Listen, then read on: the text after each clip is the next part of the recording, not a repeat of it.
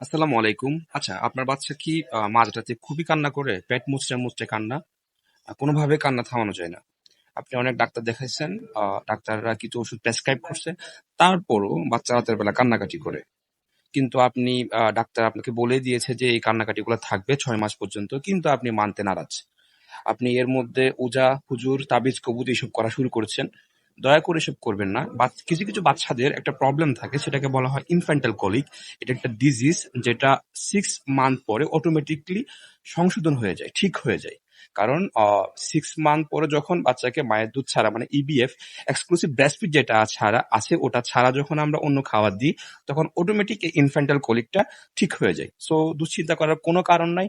দয়া করে অসাবধানতা বশত এইসব বাচ্চাগুলোকে নিয়ে হুজুর, তাবিজ, কবুজ, পূজার কাছে দৌড়াদৌড়ি করবেন না। ধন্যবাদ।